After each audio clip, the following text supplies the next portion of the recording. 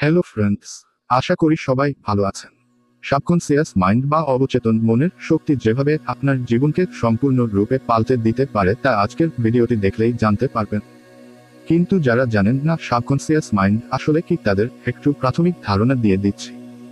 আমাদের মাইন্ড মূলত দুই ভাগে বিভক্ত। প্রথমটি হচ্ছে কনসিয়াস মাইন্ড বা চেতন মন। আমরা যখন কোনো বিষয়ে সচেতন হয়ে চিন্তা করি বা বিচার বিবেচনা, যুক্তি বুদ্ধি ইত্যাদি প্রয়োগ করি, তখন আমরা কনসিয়াস মাইন্ড বা চেতন মন দ্বারা করে থাকি।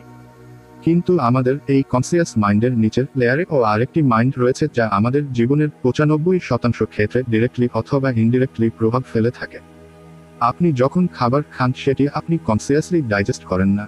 আমাদের শরীরে প্রতি সেকেন্ডে হাজার হাজার কেমিক্যাল রিয়েকশন ঘটে যেগুলো আমরা কনসিয়াসলি করি না। আমরা কনসিয়াসলি জানি কোন কাজটা ভালো আর কোনটা খারাপ। তারপরেও আমাদের মধ্যে অনেকেই স্মোকিং, ড্রিঙ্কিং, ওভার ইটিং ইত্যাদি খারাপ অভ্যাসগুলো সহজে ত্যাগ করতে পারি না। কিন্তু কেন? কারণ এ সকল কাজগুলো আমাদের সাবকনসিয়াস মাইন্ড দ্বারা পরিচালিত হয়, যার ক্ষমতা 95%, যেখানে কনসিয়াস মাইন্ডের ক্ষমতা মাত্র 5%। তাই কনসিয়াস মাইন্ড কখনোই সাবকনসিয়াস মাইন্ডকে হারাতে পারে না। এই কারণেই মোটিভেশনাল কথা শুনে কোনো অভ্যাস করে তোলা সম্ভব হয় না। তবে সাবকনসিয়াস মাইন্ডকে বিভিন্নভাবে রিপ্রোগ্রাম করা যায়।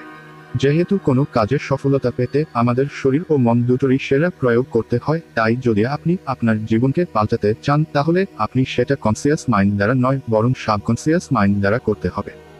আজকের মতো এ পর্যন্তই। সাবকনসিয়াস মাইন্ডকে কিভাবে রিপ্রোগ্রাম করা যায় এ নিয়ে পরবর্তীতে ভিডিওতে জানাবো। Thanks for watching.